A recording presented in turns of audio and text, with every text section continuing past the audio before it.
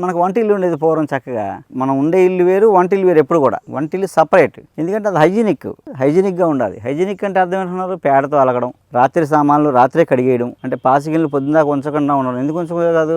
Bacteria form అవుద్దని. అది hygienic. శుభ్రంగా బూడితో, పొయ్యిలో బూడితో తోము కడగడం, ఇవన్నీ హైజీనిక్ అప్పటిది. ఇప్పుడు కూడా వంటిల్లు చిన్నదో పెద్దదో ఒక తాటాకి వేసుకున్న చిన్న వంటిల్లు పక్కనే ఉండేది, ఎప్పుడు కలిసి ఉండేది కాదు. ఆ వంటిల్లు సాయంత్రమే అన్ని 6 గంటలకు భోజనం అయిపోయేది. అప్పట్లో 8 గంటలకల్లా దుకాణం బంద్, ఎవరిని వస్తే ఏం లేదు. మధ్యకిచ్చి పడుకోబెట్టేవారు.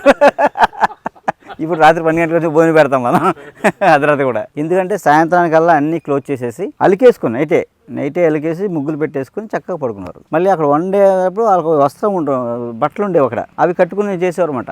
అవి పొద్దున్నే మళ్ళీ అవి తడిపేసి ఆరేసి మళ్ళీ కొత్తవి కట్టుకుని ఆ వస్త్రాలతో వంట చేసేవారు. అలాగే ఆగ్నేయ మూలే వంటగది ఉండాలని పెట్టారు. అంటే ఈస్ట్ వైపు కదా, పొద్దున్న సన్లైట్ పడుతుంది. ఆ సన్లైట్ వంట మీద పడితేనే మనకి ఆ ప్రాపర్టీస్ వస్తాయి. అది ఔషధంగా మారుతుంది, జబ్బులు రాకుండా చేస్తాయి అనమాట. ఆ సన్లైట్ రావాలి వంటింట్లోకి. అది పెద్ద ప్రాసెస్, అది పెద్ద మెడికల్ థాట్, అది సైన్స్.